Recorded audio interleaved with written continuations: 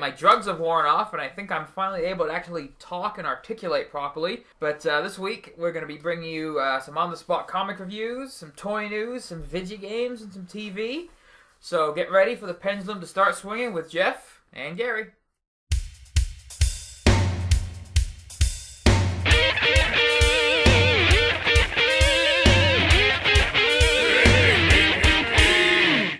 Well, that was a fine intro, I must say. Not bad. Not as good as some others. Now, just to clarify, they were legal drugs, were they not? Yes, no, they totally were. My tooth extraction was a success. I made it. Enough of you, Garry. This ain't the Garry show. This is the pop culture show that people come to hear our greatness expressed about they also various like us as people, and things. I think we can tell and share little stories. That's true. That's true. We are people. We are the people's people. Yeah. We're not the people's champions. So, this week, big book came out, Infinity #1, Marvel's latest giant crossover event. Yeah. Thank God. It's been so long since the last one. It's Wednesday. It just came out. We just bought it. We just read it. Now we're going to talk about it right now. Infinity, Part 1 of 6 by Hickman, Chung, Morales, and a bunch of other people. Yeah. And it was good. Yeah, I enjoyed it. It was really good. It's a weird format. Like, it's a rather thick book. It's kind of like chapterized or something like that. Which I haven't seen for a while in books, which I thought was kind of neat. The ad spacing, again, I'm not a super fan of how they decide to space out their ads. There's actually a page where it's a chapter page heading, I guess you call it, and then an ad on the opposite page.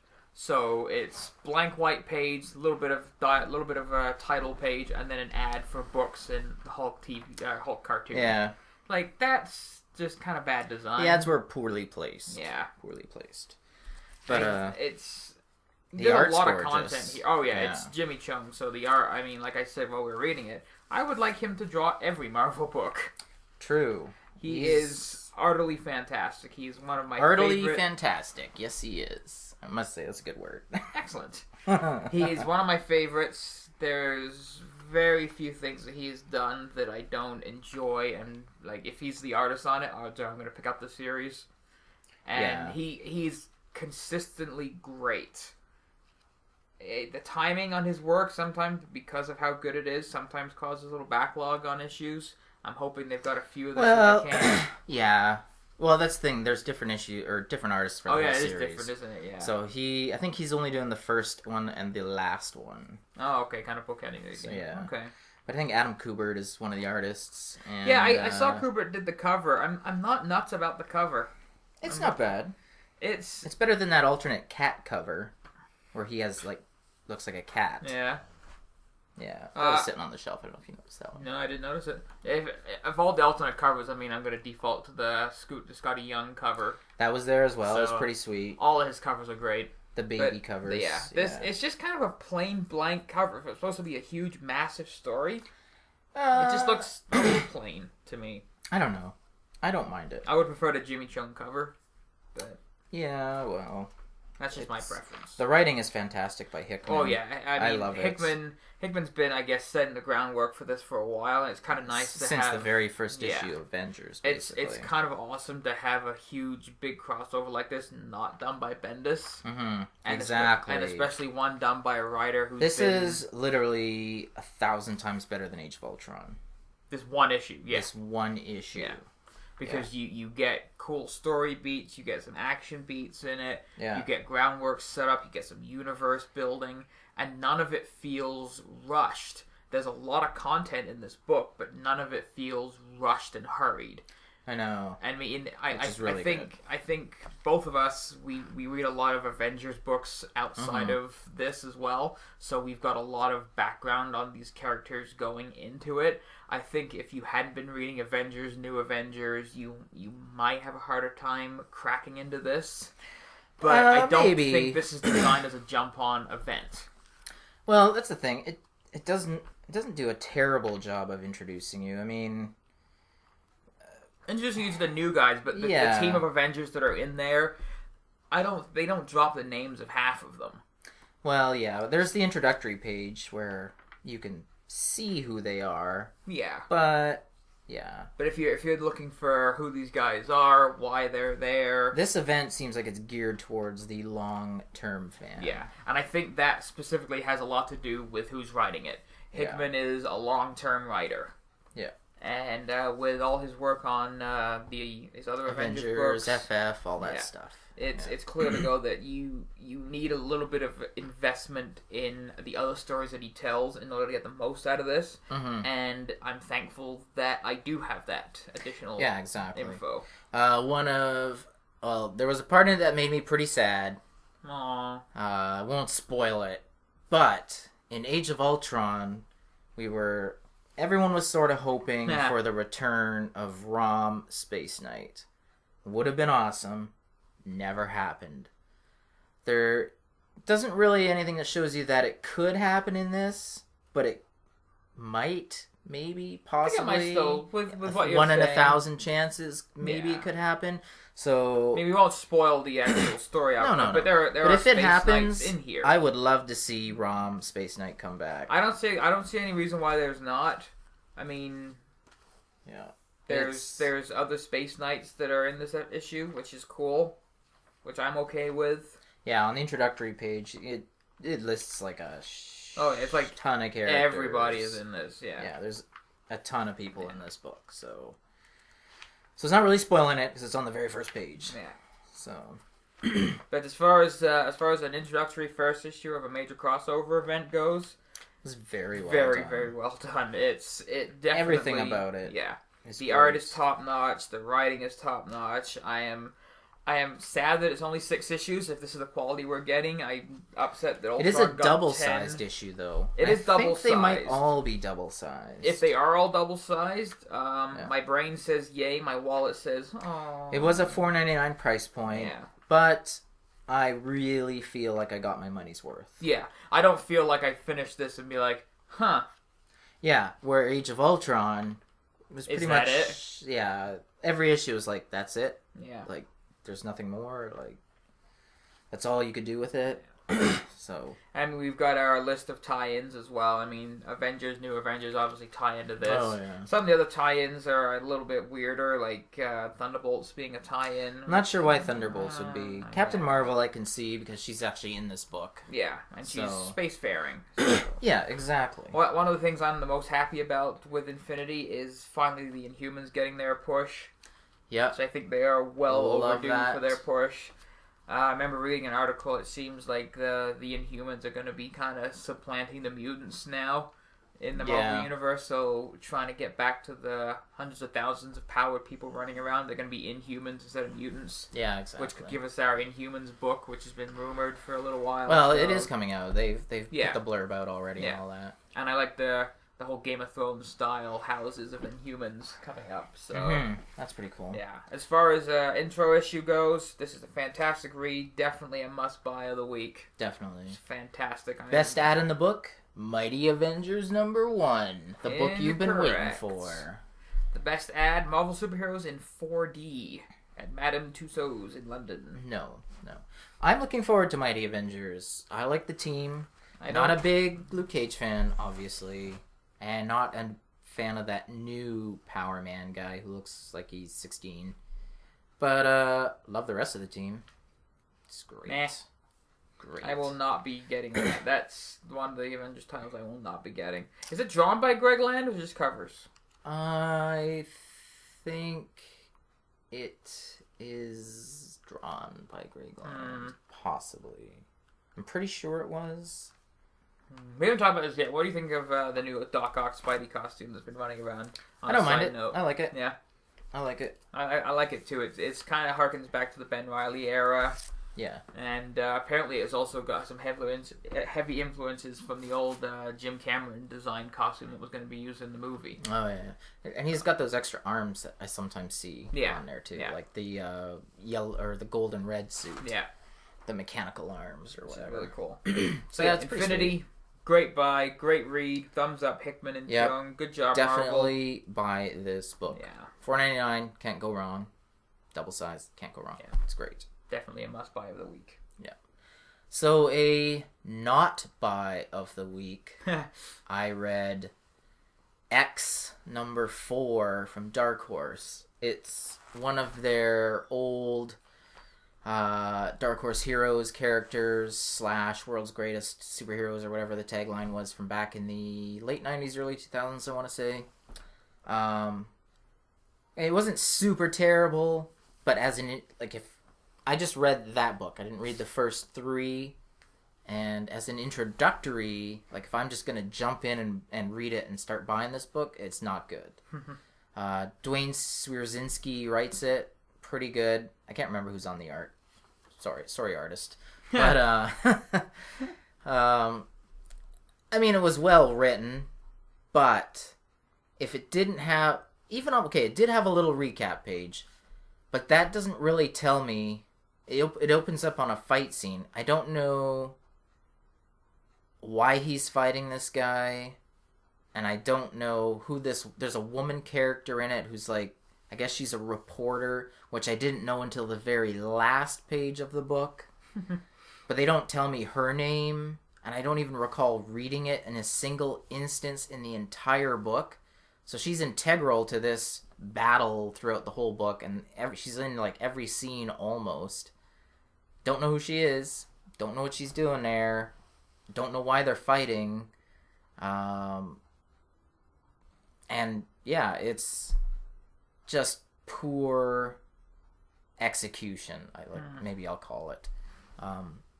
For a new reader such as myself, how am I supposed to get into this book or enjoy it if I don't know what's going on or who is in it? I understand the main character is X. That's it. That's all you get out of it. That's pretty much all I get. Yeah. Eventually I learn the bad guy's name, which I don't recall at the moment because it was just so kind of forgetful. Like, it's just, the book makes no impact on me, no lasting impact. So I do not recommend it. I have to say, I think it's my first truly negative review, actually. Do not buy it unless you start from the first issue or pick up the eventual trade they're going to put out. But if you're just looking for a new book to try, X is not the book to try. Unless it starts at a new arc at some point, maybe it'll be better. But for issue 4, big thumbs down.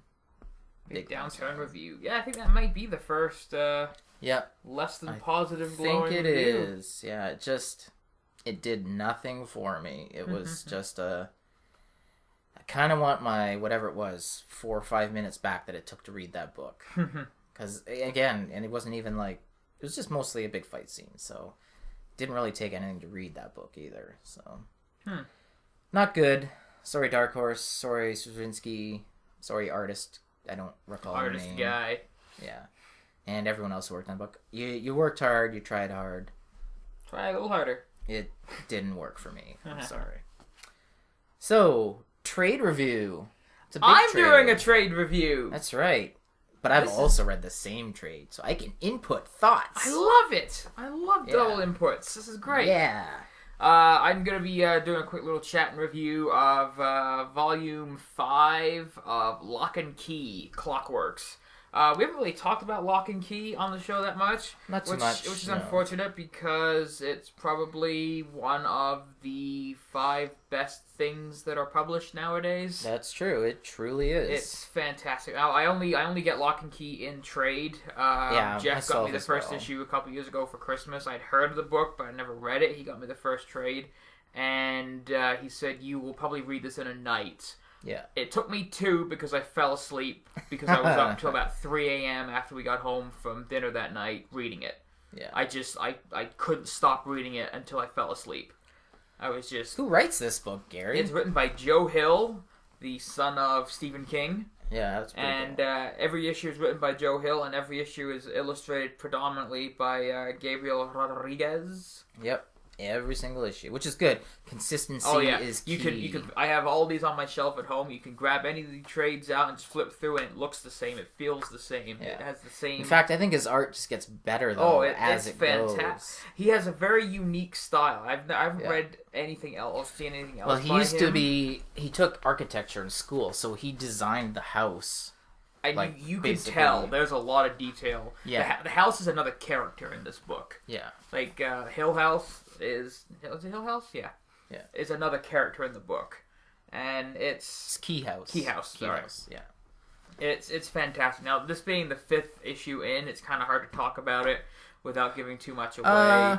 It's not bad. It's mostly like an origin. It is, and you can really see that, this stuff wasn't made up on the fly. Like, no, this was plotted and planned out. You get payoffs to stuff that happened in the first issue. You get questions answered. You get origin stuff of not only the family, but the keys themselves. Yeah, it's a lot of history. It's amazing. I read the first chapter. I had to read the first chapter twice. I'm like, what the hell? The good thing though is by the time you get to the end, they don't give everything away. Yeah, they still keep some You have a back. general understanding. You can kind of fill in and draw your own conclusions on some issues as well.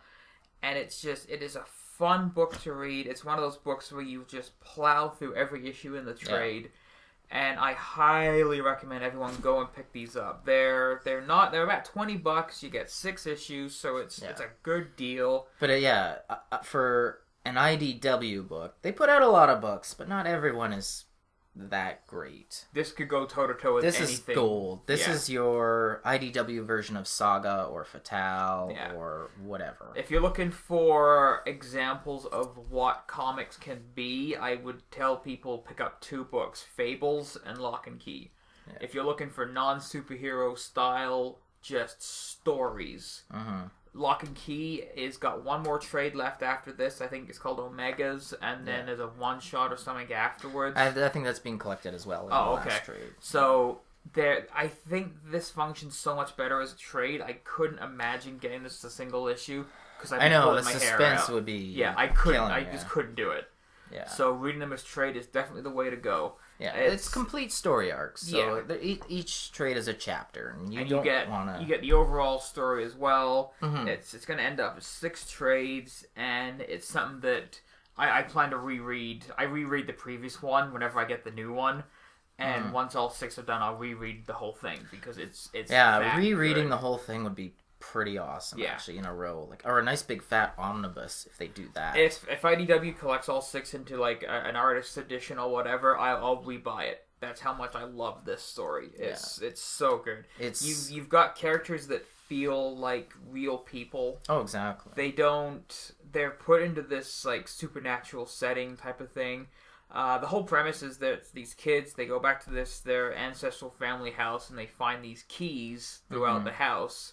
And they do different things. Yeah. One key, if you use it in a certain lock and walk through it, you technically die, but you become a ghost and you can wander around. Yeah. There are other keys that let you control shadows. Yeah, the head key. Yeah, that's probably one of the coolest concepts I've ever seen in a book. All that stuff. It's fantastic. It's big idea, sci-fi, horror, suspense, thriller, action. And there's many times I've been reading this book where I've gasped, I've laughed. It's so good. So highly recommend Locke and Key. Go check out Volume 1. The newest one is Volume 5, Clockworks. Check them all out. It's worth every penny of your money. Go get them in singles if you can find them that way, but it's better in trade to read them in volumes. Yeah. So Locke and Key, Volume 5, Clockworks is phenomenal, the whole series. Now, they are supposedly making another pilot. I know, they're trying it again. Whoever, I can't remember what studio it was. Was it Fox? I want to say Fox too, yeah. I'm like, shame on you, Fox, for passing on that pilot. Because supposedly, when they showed it at the various Comic-Cons, 2 years rave ago now, reviews. Oh, like 3 maybe. Yeah. But rave reviews from everyone at Comic-Cons. Yeah. Why they passed on it? Why it's never been made available online? No idea, but really want a show out of this. And it could go, like, I want, like, an HBO Showtime show, like, uncensored, Everything in the book. They could get away with it on AMC. They could, yeah. AMC would be alright too. There's some swearing. There's not an overabundance of like the sex, which they can't do. There's a little violence, but I mean, any way to get this show on TV would be great. I know they're making a Fables movie. I still think Fables works better as an HBO series. Yeah, but I want Locke and Key in some other medium. It deserves to get more wider recognition. Exactly. Yeah. It's more eyeballs deserve to be on this work. Yeah. It is a great trade. I did a review on it last month on my blog. You can check that out if you like. But it's fantastic. Fantastic. It's easily one of the best stories. How many Garys will you give that one? As many as I possibly can. All of them. I give it all the Garys. All the Garys. That's a lot. My girlfriend is not a big comic book reader. Mainline Fables and Locke and Key as well. Yeah. So it goes to show you the wide appeal of this. Yeah, it's really good. Yeah.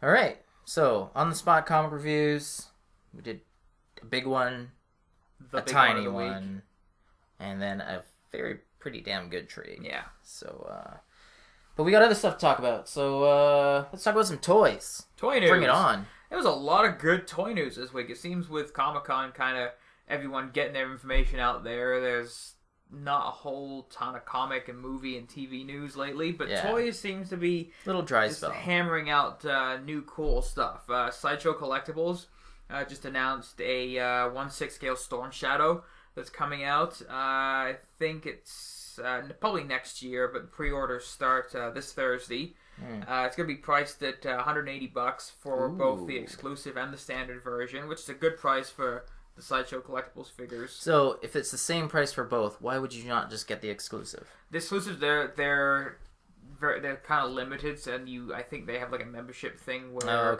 they're kind of reserved for people ahead of time. So if you want the reserved one, the only difference is you get a Cobra Head Katana with him. But the regular version, you get a compound bow and arrow set, a katana, shuriken, and a pair of ninja tonfas, which awesome. And the figure, he's got like kind of his snowfall camo outfit on. Oh, yeah. And it's just loaded with some cool ninja gear. It's a great looking figure. It's from Sideshow, so I mean, all that you get stuff quality. Is great, And at $180 price point for that scale of a figure, it's a good value as well. They're making an Eric Draven figure, and it's like $250, and you don't get as much stuff with it as you do with the Storm Shadow. So that's a pretty cool buy. DC put out their toy solicits coming up for the next few months. There's a nice statue that's coming out. It's a limited edition, 2,500 piece. It's about 11 inches tall. It's going to retail for about $250, and it comes out in January. It's a Batman and Catwoman statue from Hush. So it's their kiss embrace from Jim Lee's Hush. But there's a million Batman statues. But this is a really, really good one, and it looks... But there's lots of really, really good ones. Yeah, this is from a famous classic storyline, a famous classic moment from the old 52. And I think this will be a cool statue to display side by side with the Wonder Woman Superman statue that's coming out. That would be kind of neat, yeah. So kind of have those two couples kind of paired off, and they'd be kind of neat. Yeah. They've also finally, DC, as I complained about DC Direct on the show before, they tend to be, I think, rolling out more of their figures now, which is good. They've announced the Crime Syndicate figures coming out. They're going to be rolling out in February next year. There's going to be an Ultraman, Power Ring, and Superwoman. They're all based upon David Finch's new design for the Crime Syndicate. Oh, that's alright. Like David Finch. Yeah. They're very classically inspired by Finch's art, but they're kind of the new tweaks in the design. There's also going to be a Suicide Squad individual figure sets with Deadshot, Harley Quinn, and Captain Boomerang. So based upon the new 52 appearances in Suicide Squad. Yeah. And they look great. The Deadshot looks a little armored for my taste, but he looks like a fantastic figure. Captain Boomerang looks great as well. I'm a big Captain Boomerang fan. Cool. And they finally made the announcement. There's a Shazam figure coming out. They've already announced the Black Adam figure for, I think, this year. And December this year will be the Shazam figure coming out. And they're both based on Gary Frank's designs that have been showing up in the Justice League books. So it's going to be great to have a Black Adam and a Shazam coming out, I'm hoping, this year. And cool. they look fantastic. It looks way better than the Mattel version of Shazam they put out for Comic-Con.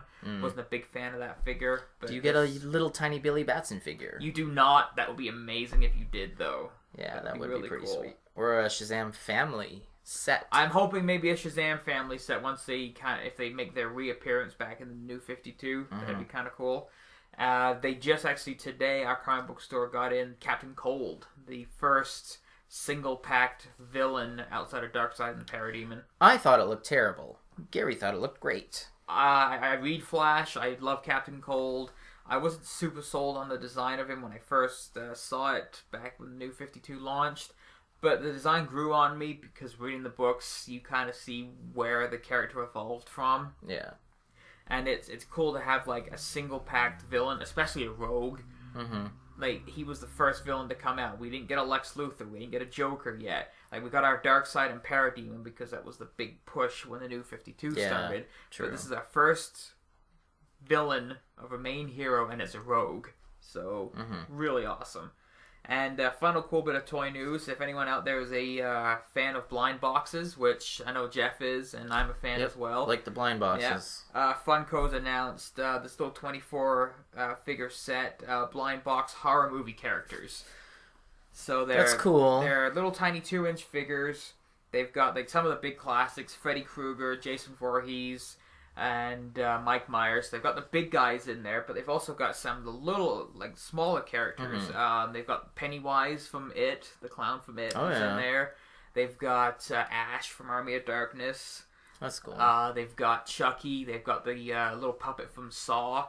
And the bit that got my attention, that I'm going to be cracking open blind boxes hoping to get, is Sam from the horror movie Trick or Treat. Yeah. Which is one of the best horror movies of the last, like, 10 years.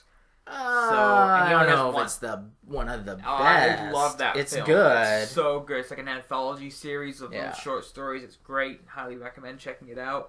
But he's one of the little blind box figures. So the only problem with blind boxes, though, is Funko, little pricey. And 24, that's a large number set. So even if I buy a box, that's probably going to set me back at least a couple $100. Yeah.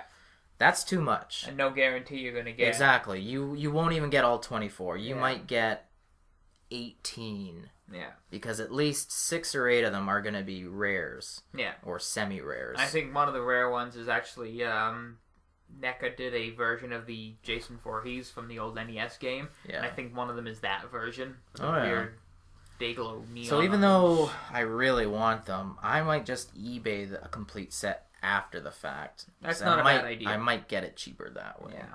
Even though I like cracking them open and finding my own, I think they're probably going to end up being like $8, $9, $10 a piece, and that's too much. 5 or 6 is about where I'm limiting my 4 or 5 for me is good. 6 is a little pushing it. Yeah. I won't buy as many at 6, but any higher than that, I might get 1. Yeah. But yeah, eBay would definitely be a good option. Or if your local comic book store happens to crack them for you.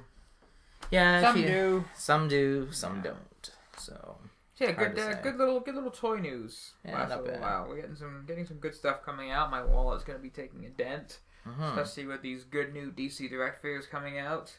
I can guarantee I'll be purchasing the Shazam and Black Adam figure. Yeah, possibly the Suicide Squad 3 set. I might be buying them. They don't come in a 3-pack. They're individuals, but they're kind of under the Suicide Squad banner. That's cool. Yeah.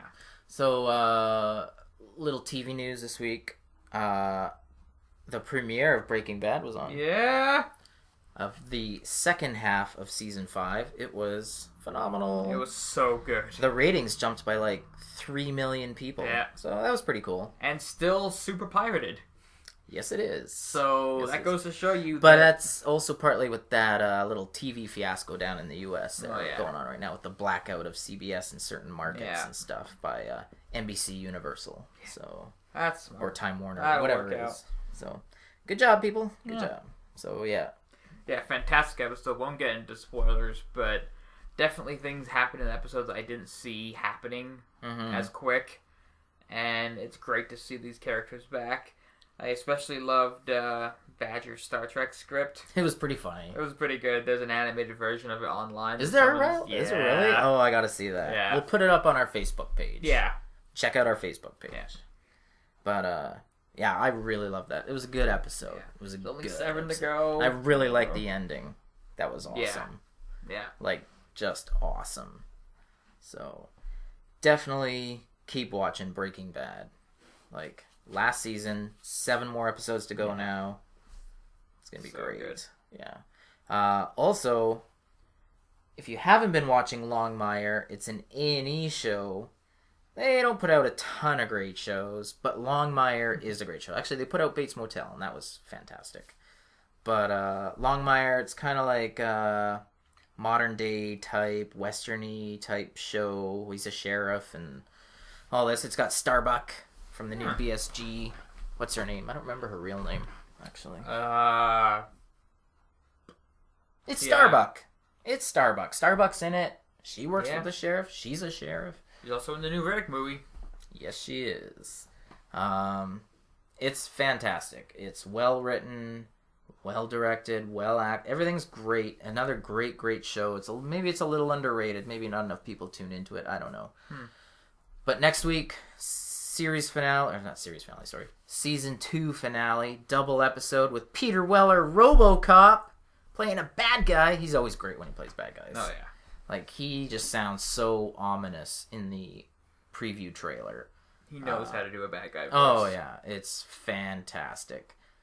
Check out Longmire. You can watch all of them online on the A&E app and all that crap they promo and stuff like that. You can watch them all probably on demand. You can watch them all iTunes. You can watch them all everywhere. So, watch them all. Fantastic. Nice. Longmire. Watch it. Excellent. So we got some, what else we got? Got some little tiny bits of video game news from the week. Video game news across the wire. Xbox news? We got some more Xbox news. I think this is the 5th week in a row we've talked Xbox One. I think it is. It's getting down to the wire here when it comes to making your decisions about the system. And it's getting more difficult because Xbox just is changing their minds all the time on their system and their policies. Which is actually not bad. Okay, it's not bad. It's good that they're changing their ideas from their bad ideas to arguably less bad ideas. Yes. But I feel it shows that they have no confidence in their original decision making. Mm-hmm.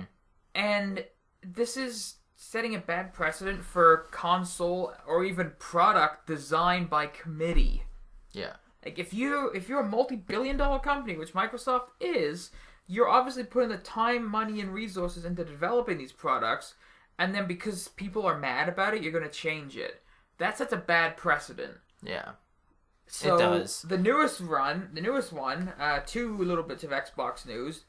There's a power brick that comes with the Xbox One, which I believe IGN reported originally that there was no power brick. The PS4 has no power brick. Yeah. Now, I don't know why we need a power brick. I don't understand the point of it. I mean, is it simply to prevent overheating? Didn't help the Xbox 360.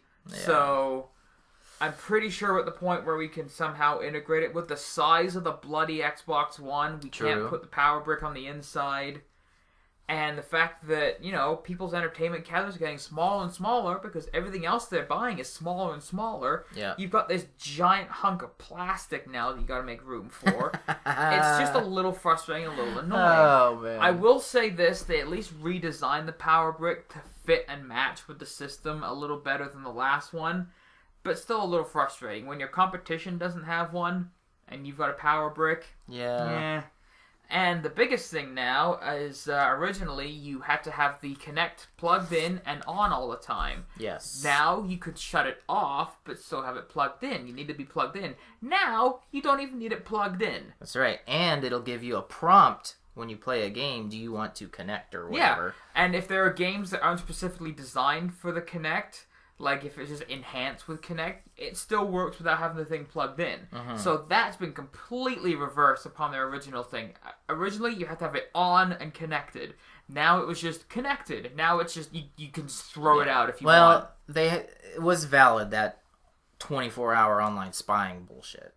Sorry. But again, possibly. Possibly. Now, but why wouldn't the thing is, though, now, if I don't have to have this, Why are you charging me $100 more than your competition for a piece of hardware you yourself have just told me I don't need? Yeah, exactly. So, they've already come out and said, oh, there's not going to be a bundle where you don't get it with it, because it's so dependent upon Kinect. Mm-hmm. BS, it's dependent upon it. You just said I don't have to have it plugged in. That's right. So, you're making me pay $100 more for something that you don't believe I need. But you might buy those games that would require it.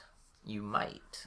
Require? I guarantee you I would never buy a game that requires Kinect. The closest I will get is a game enhanced by Kinect and then not use it. You've got the PlayStation 4 at $399, which I've pre-ordered from Amazon. Mm-hmm. And you've got the Xbox One, which is $100 more, basically for the Kinect, which I don't need to use. So there's no need for it to be included in my system. Give me the choice. Give me a SKU where you don't have They might after the fact. I honestly could see them changing this up again. Being another reversal. They have reversed pretty much every quote-unquote bad decision they made coming out of E3. But see, that's the thing, too. Even though it might be a bad idea to reverse stuff, the thing is, with fan outrage, if people aren't going to be buying your product, and you're like, I'm not changing anything, and you put it out, and then it sells abysmally, heads are going to roll. Let's be honest. People who would bitch and complain about that system would still buy it anyway. That's what the video game buying market is. You've got two options, PS3 or 360. I'm not even counting the Wii, because, no one's buying a Wii U. Nobody. Yeah. So you've got two options. Mm-hmm. Odds are, people are going to buy both. I'm in that camp. I'm going to get both. I know it. I'm going to end up with both. So it's just which one I buy first. Yeah. Now, if people are so steadfast in their belief that one is better than the other, no matter what dumb idea Sony or Microsoft puts into their system, they're going to buy it. Yeah.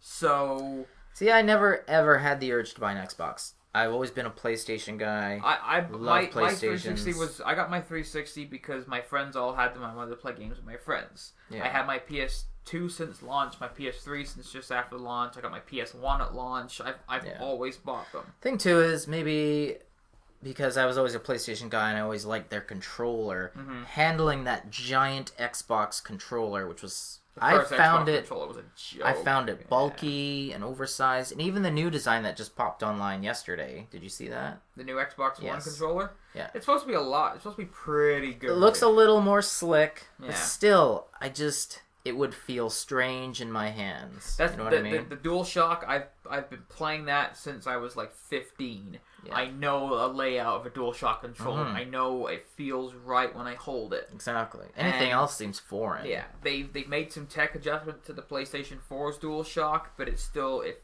looks and feels like a DualShock controller. Yeah. So like I said, I pre-ordered my PS4. I'll probably end up with an Xbox One as well, but to me, it shows that the company has very little faith in their product and their decision making. Yeah. Because they're reversing all their decisions. As bad as those decisions are... This is the Windows Vista of systems. As bad as those decisions are to have been made in the first place, stand by it and back it up. Yeah. Tell us why. Obviously, they have no faith in it. Exactly. And if they have no faith and they're changing their mentality around their product, why should I have faith and give them my money? We'll probably have a PS4 for the next 2-3 years. We'll have a new Xbox in less than 2, probably. I don't know. The amount of money they cost to develop these things, they have to stretch them now.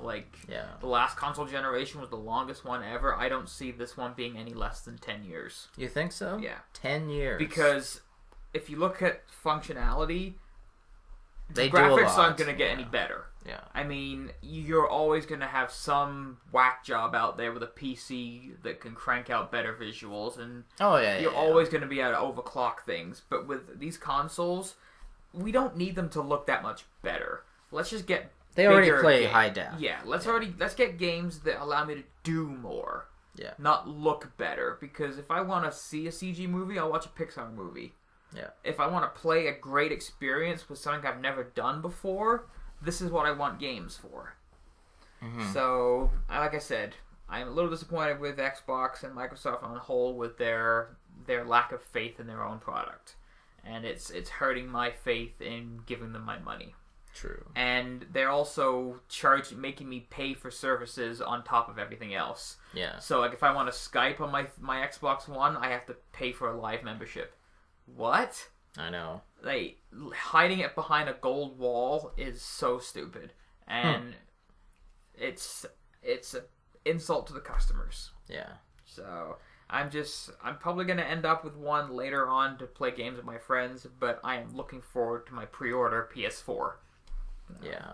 On the good video game news, there was a new trailer released for the new Fables game, The Wolf Among Us, Episode 1, Faith. Cool. It's got a coming soon release date, but it's from the guys that made the Walking Dead game, Telltale Games. Mm-hmm. And I don't think it's based on any particular storyline from Fables by Bill Willingham. Yeah. I think it's an original story. You play as Bigby, you're playing as the sheriff, and it's all the decision-based gameplay that Walking Dead featured, but it's set in the Fables world. That's and cool. It looks fantastic. It uses that same cel-shaded Walking Dead visual aesthetic. Mm-hmm. And it's going to be great because it's based on Fables. Willingham's been doing import. Telltale Games know how to make these type of games. Yeah. And like I said, it's based on Fables. So it's Cool going to stuff. be cool.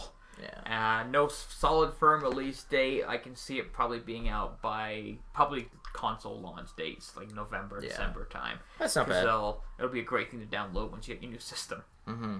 So, Sweet. I have a little tiny bit of comic book news. Yay! Mark Miller has said that at some point he wants to do a 5th part to his Kick-Ass series of Lord. comics. Hit Girl Origins is the tentative title. So there's, in reading order, not release order, there's Kick-Ass, then Hit Girl, then Kick-Ass 2, then Kick-Ass 3, and then, supposedly, Hit Girl Origins. So, who knows when that'll come out? He's got a pretty full plate, I guess. But running the Fox movies. Hopefully it'll be worth the wait. Hopefully. We'll see. I read Kick-Ass 1 and 2. I read Hit Girl. I enjoyed Hit Girl. Yeah. I thought it was a cool bridge story. Mm-hmm. I want to see Kick-Ass 2 movie. Yeah, me too. So we'll see how that goes. I I don't know if that character will be played out eventually, but... Yeah. Not a huge news story. I think it was blown out of proportion from what it was. It's just an artist change. But JLA 3000, Yeah. they dropped Kevin Maguire and they brought on Howard Porter instead. Personally, I prefer Howard Porter over Kevin Maguire. I've just never been a Kevin Maguire fan. He's got a lot of clout, though. Like, a lot of other creators respect the hell out of that guy. Yeah, because he's a good artist. He's dependable, which is key these days. He can put out a book a month, no problem. He's got a new job anyway with Marvel. Yeah, 1 issue so far of Guardians of the Galaxy, which Issue 10. I'm right, a little Bendis? sad because I don't want him on my Guardians book Mm-hmm. because I don't care for him. But I'm glad he's getting work. He deserves to have a job because he is such a dependable and good artist. They didn't release a reason why they dropped him. Was No. he fired, or like... No, asked they to- didn't. Yeah. Whatever, there's no reason. They just changed. It's just an artist change, basically. It was just a For a book creative that's decision. not out yet. Yeah, for a book that hasn't even been released. So Which is a little odd. whatever. They do it all the time, though. Like all the time. It's Yeah. not a big deal. I think it was blown way out of proportion.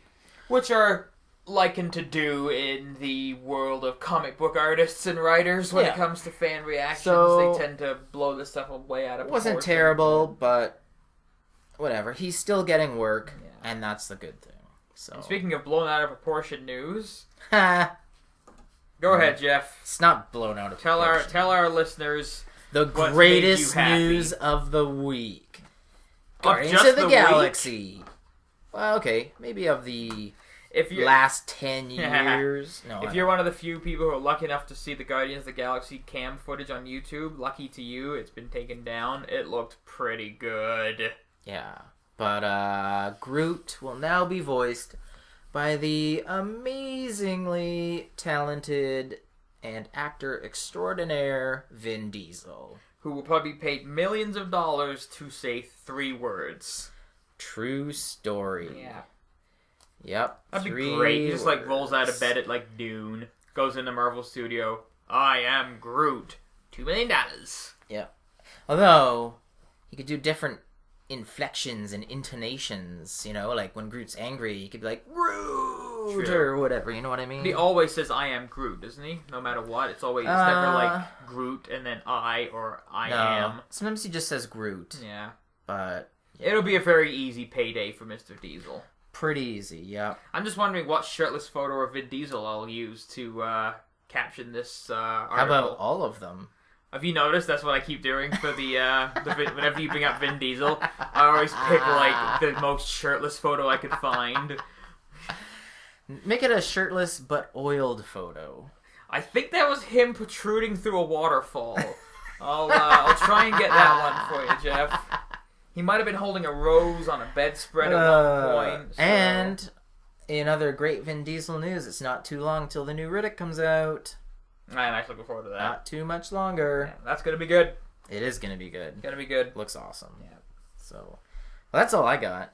Yeah, it was like I said. Outside of our comic book reviews, it's been rather a light news week. It has been pretty light. Yeah. Bit of sad, disappointing news. I hope it's fake. I actually just remembered.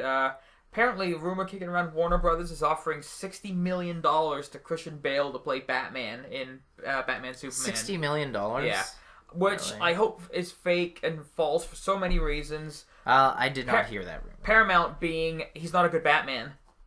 He is a great Batman. You're correct. He's a great Batman. Terrible. Great. But Secondly, I did see they were looking for someone in their late 40s. Which now he fits. Yeah. But that totally upstages Cavill. It totally would. It's a Superman movie. You can't have... Wait a minute. It's a Superman-Batman movie. It's a sequel to Man of Steel. I would love to see a guy like John Hamm play him. No way. Or... That was one of the rumors. But yeah, that'd be terrible. One of the story articles today was Can I sell you an ad in my newspaper? $60 million to Christian Bale to play Batman again.